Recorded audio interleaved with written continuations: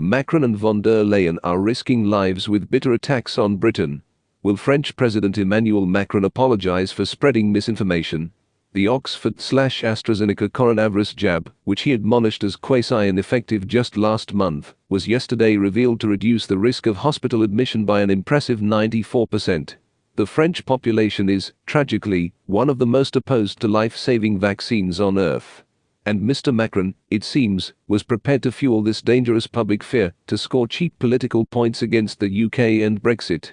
He should hang his head in shame, and so should all those blindly defending that EU's disastrous vaccine procurement program. These slavishly pro-EU types have demonstrably risked, not just their health, but ours as well with their attacks on the Oxford jab. They are jealous that UK has won the race to vaccinate. They are also ashamed that the UK has revealed the ineptitude of the bureaucratic nightmare that is the EU. The European Commission's unelected president, Ursula von der Leyen, is as guilty as Macron. She said that UK only achieved a head start in the rollout by compromising on safety and efficacy, and insisted that EU made the right decision to progress slowly.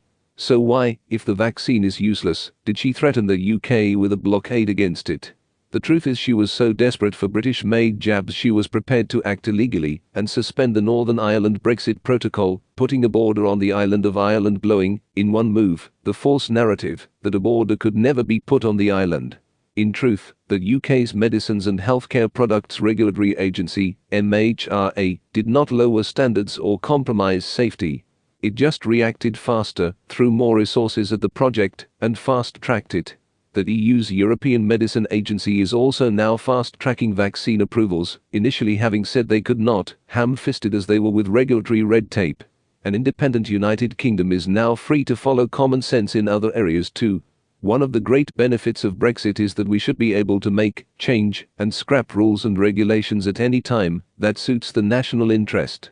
More often than not, a national, democratically elected government knows what is best for a nation, not an anti-democratic supranational remote institution. Regulation 174 of the EU's Human Medicine Regulations 2012 appears to recognize this universal fact by allowing individual states to approve drugs for use on their own soil in exceptional circumstances. Most of the time, the EMA assumes this job for them. But the bloc corralled its members early on into agreeing a so-called common strategy and made them sign up to a central procurement process for purchasing vaccines. So how did that work out?